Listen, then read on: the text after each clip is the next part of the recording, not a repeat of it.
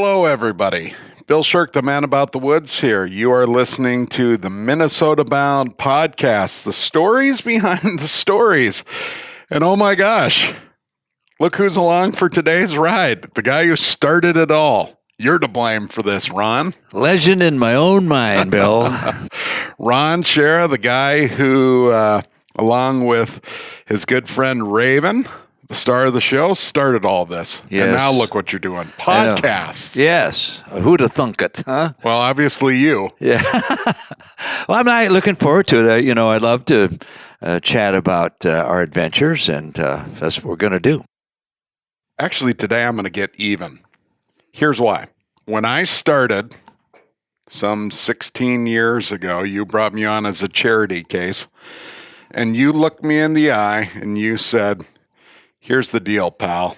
When the snow flies, I go south, you go north. I remember that. It was a great decision on my part. What was the idea? And you bought into it. Well, I had to. Yeah, I was your.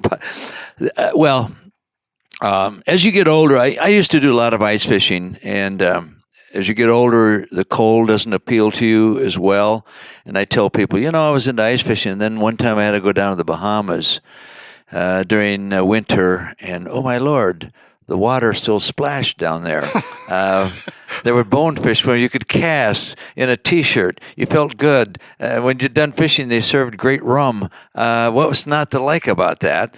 And so I kind of tease people. I say, I that's when I discovered that you don't have to fish through a hole in the ice all winter. You can go other places. But the other part of that was being in television. You understand this. If you imagine a guy sitting on the ice looking at a hole in the ice, the camera needs to see more than that. It's how much of that do you want to watch? Well, that's why you sent me north, because there'd be fish in my hole. Well, yeah. Well, and you, because your exuberance for winter camping, winter fishing, you would uncover and find people with interesting stories. So I'd say, Bill, it was a fair trade. Brilliant by you. And the whole reason we're talking about this week's Minnesota Bound episode is a Ron Schara legacy show where you go to the Amazon. Mm-hmm. That's a long ways from home. Well, it is. Why wouldn't anybody want to go to the Amazon, especially if you're an adventurer and like to fish? The Amazon, by its very name, connotates mystery, and plus it's a little debate about this, but it's one of the two longest rivers in the world, and so it has this mystique and mystery, and I found it all there. Even in these modern times, you can get on the Amazon and go up the river. It goes, I don't know how many miles. It goes a lot of miles, but there's all kinds of tributaries that come in, which I was not aware of either, including a tributary that is called Rio Negro, and it's huge. Not as big as the Amazon, but it's huge. And you go up the Rio Negro River, and a couple of things. It gets its name, but it's a dark water. Rio Negro is what basically it means. So it's coming out of the jungle, and it has this acid. It's a nice acid from all the jungle trees and vegetation. Tannic acid. Tannic, like our Exactly. northern waters. Exactly, which also means no mosquitoes. So while there are parts of the Amazon, mosquitoes that lift you off the ground, there are none on the Rio Negro River because they can't reproduce there. I didn't know that until I got in there. But the Rio Negro is full of peacock bass and some other fish that I've long forgotten what their names are.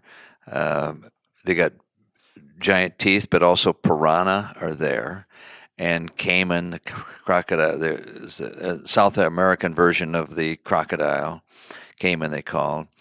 And you can you can be going along and there's a village there of grass shacks, people still living in a way that you thought was long over with 100 years ago. Happy people. Oh yeah, yeah. I mean, they make their canoes from logs, pound them out, and so that's going on. Then you find other villages with a little bit more modern, like little schools and stuff. And so we would go to some of those.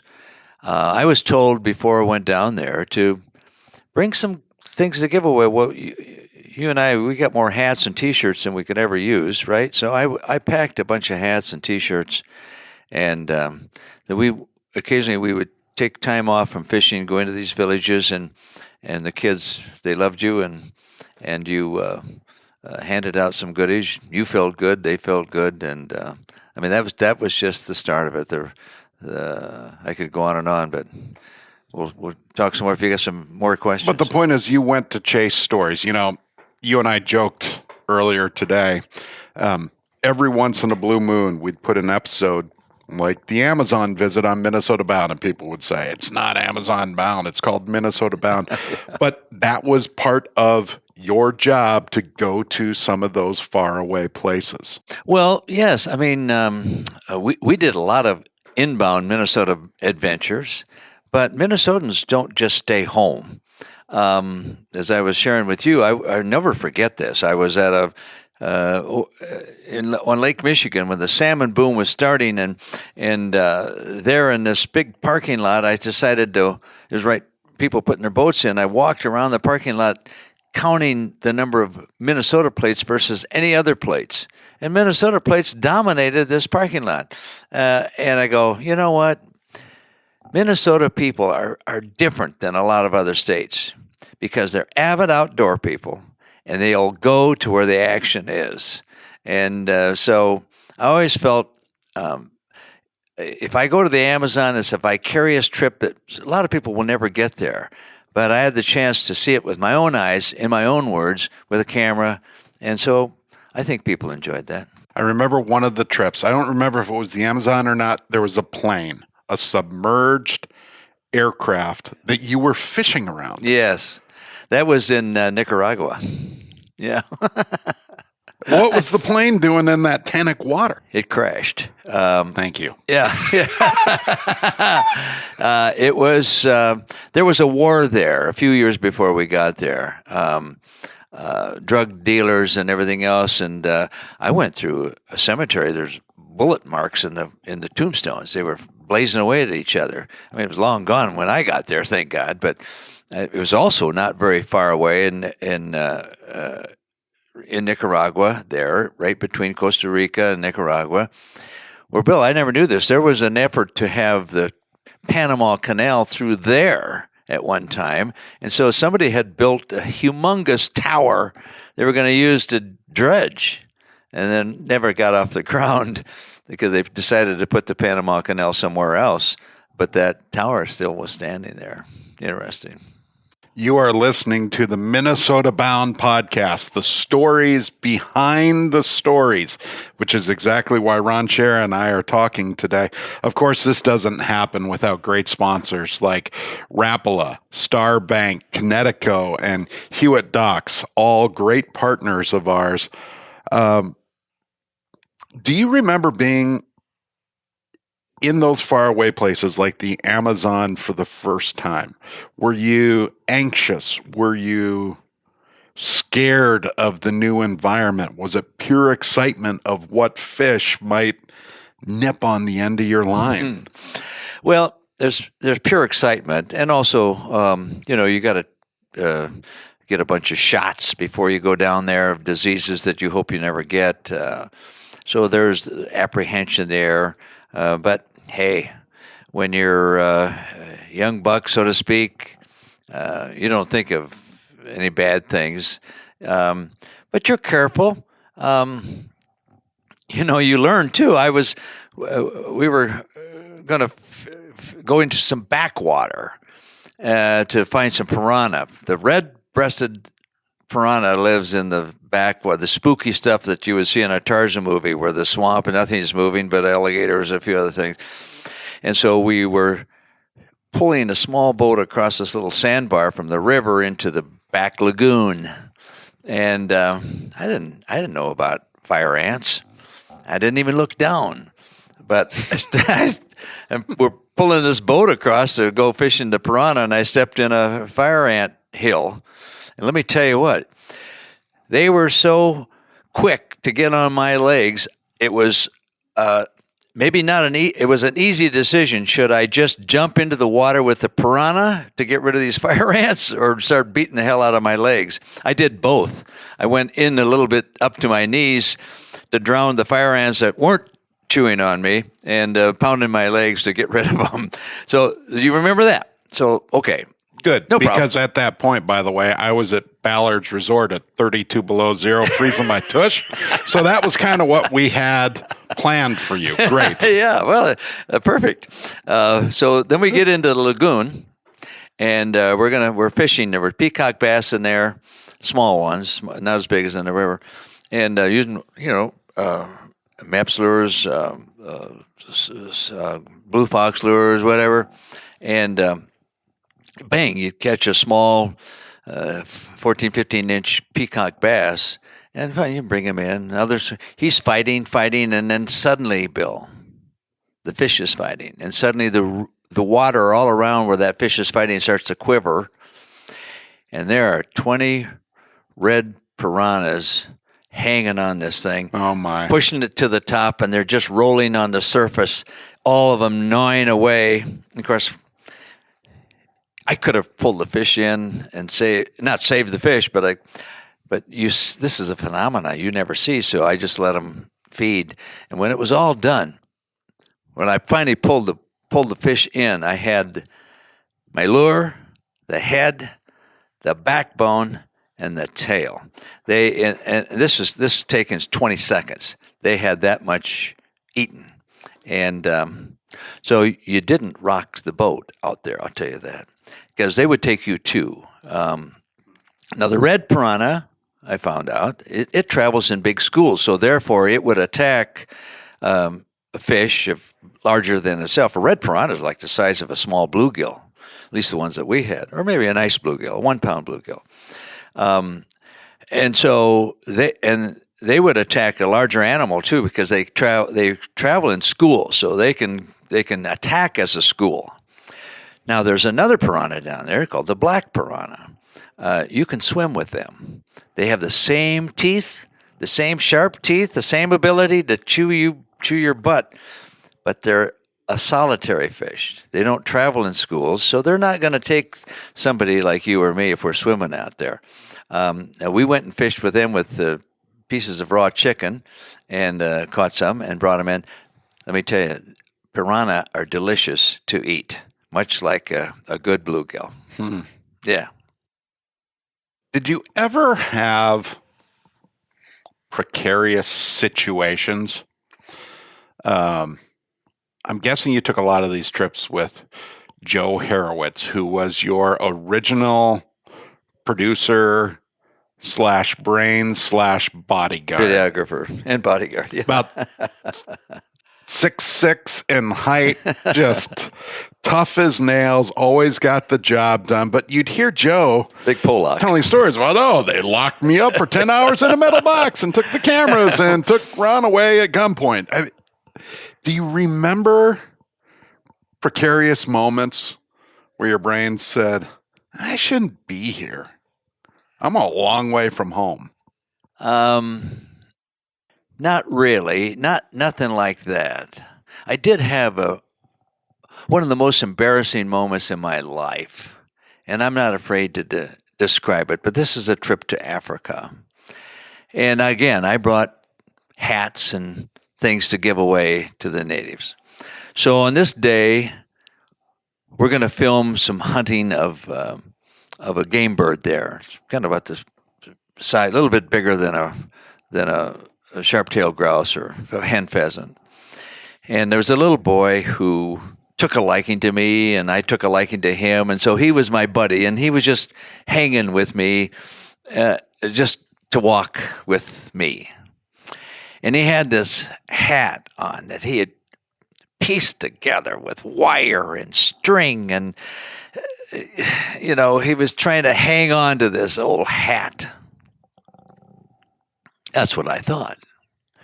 So we get back from the hunt, and we get back to the vehicle, and I have a new hat in the vehicle I'm going to present to him. But I don't know what I was thinking. I have to be funny about this. So he's standing there. I can't remember his name now, but I said, "Buddy, look what I'm going to do here." I take his hat and I throw it up in the air and I shoot it with my 20 gauge. And I blow it apart, thinking it's a piece of junk. Everybody laughs except my friend. He wasn't laughing. And at that moment, I realized I just screwed up big time. So then I quickly reached in the car and handed him a brand new hat. And he kind of half smiled and took it. But it dawned on me, one man's vision of junk is another young boy's vision of what a wonderful hat I have, that I put it together myself. And it's got character, which it did. And I blew it apart. And I never felt so damn small in all my life. I'm sure he got over it, but I don't think I did. So there you go. I would argue that's part of the education. It is. Going to faraway places and meeting people who are not like us. Yep, exactly. And giving your values to them is a very dangerous thing to do in my case. In other cases where you hand them a T-shirt or whatever, my God, they haven't had a piece of new shirt for forever. And so most of them are very grateful. And a lot of natives, I had a lady, down there in the jungle, they can take the veins out of a leaf and put them together and weave them together, just kind of roll them together. And let me tell you, you could hang a man with that when they're done with it. It's so strong. And it's just made from leaf veins. But this lady took those, made those, and weaved a basket for me that you would use to go to the grocery store. At that point in my career, I was ready to, because while you're enjoying this trip, I was back up near Lake of the Woods on a snowmobile stuck off the road in 6 feet of snow. Am I hearing sour grapes here, Bill? Huh? I love hearing your stories about warm, faraway places. Yeah. I don't think my fingertips have ever recovered. Well, let's see what else. I did step out of my tent one time on another trip, and that was the same thing. I had to step out of my tent and, as we say in the business, take a leak there in the jungle, and no shoes on. And I had another bout with the fire ants there. So don't think this is not just a luxury deal. I'm not looking at sunsets every day now, Bill. So you have to understand. I want you to understand that back when that was happening, I appreciated it, right? We are journalists, and our job is to let people, let folks live vicariously through our adventures, but to educate and spark the viewers. And I think you have had a great knack, an unbelievable knack for not just doing that with local stories, but faraway places. I fell in love with bonefish because of the first trip I saw you take to Andros. Mm-hmm. Yes, that's when I discovered, hey, this might be a little better than ice fishing. But well, thank you. That's the nicest thing you've ever said to me, Bill. I appreciate that. Huh? But isn't that the point? Isn't that why you do it? Oh yeah. Well, I love to tell stories, and I hired you because I knew you could tell stories too, which you do and do very well.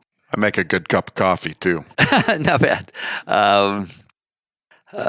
But getting back to the Amazon, there's another episode there. Well, several of them. I can't tell you. I was it's just a magical place. I sat a guy down to interview him, And the butterflies, for some reason, were attracted to his shirt and his hat and everything else. And before we knew, we just let it happen. But as I'm talking to him, Bill, there were 200 butterflies just flitting around him and landing and flitting around him and landing. And it was just where they came from, I have no idea. They were just beautiful, blue, baby blue butterflies.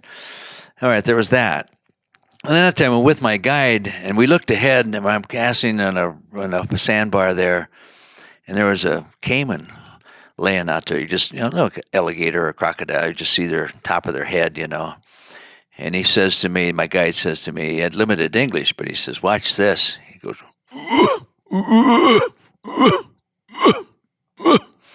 and that caiman started to turn and started swimming right to us like he's calling a dog in. Jeez. And I go, what's going on here? He says, well, this is their mating season, and I just imitated the sound of a female grunting. So, but the caiman came in beautifully close. We were filming this. Why wouldn't we want it close? Until the caiman discovered or realized that we were not a female that wanted to, we weren't looking for a little hanky-panky, and so he turned and swam away, but I thought that was cool. Another one, we're going along between some islands, and there's a native in just a loincloth, made of cotton, but no shirt, no shoes, just a loincloth thing. And he's got all these plastic buckets along the shore. So the guy says, well, he's trapping minnows or for fish, little tiny fish to send to the United States. I go, well, let's stop here. So he had trapped, you go to, I don't know if you're into this, you go to a pet store there where they sell fish, and you got all these tiny little beautiful fish that are beautiful. Some of them glow, some are doing this. I can't think of the names of them because I'm not into that. But he was catching those in the jungle water, and then when he had enough, he would take them probably an 8 to 10 hour trip to a place where he would deliver them, and then he would get paid. And here's the corker. I said, how much did you get for these? He said, I get a penny a piece for each one of those. I go, oh. And I can't remember the one, but I checked it when I got back to the United States to tell this story. His 1 penny fish back in Minneapolis would be $2.50. So somebody was making a lot of money on this poor guy. But he was happy. He was doing his thing. But can you imagine if he forgot to change the water and they all went belly up? But that's what you run into, things like that. Very cool. You are a worldly scholar and journalist. And this week, people get to experience that. Minnesota Bound. Ron Schara with a half-an-hour episode headed to the Amazon. You visited several times. We will have one of your trips on the show, and I'm looking forward to down the road sitting here again in our Minnesota Bound World Podcast headquarters to talk about some of your other adventures, because you've got literally a lifetime of them. Thank you. I look forward to that, Bill. Appreciate it. Ron Schara, the founder and original journalist for Minnesota Bound. You are listening to the Minnesota Bound podcast. We have new stories every week, the stories behind the stories. And Ron, I'll give you one guess. How do we end every one of these episodes? What do we say? Take a kid to the great or introduce a kid to the great outdoors. Love it. See you next week.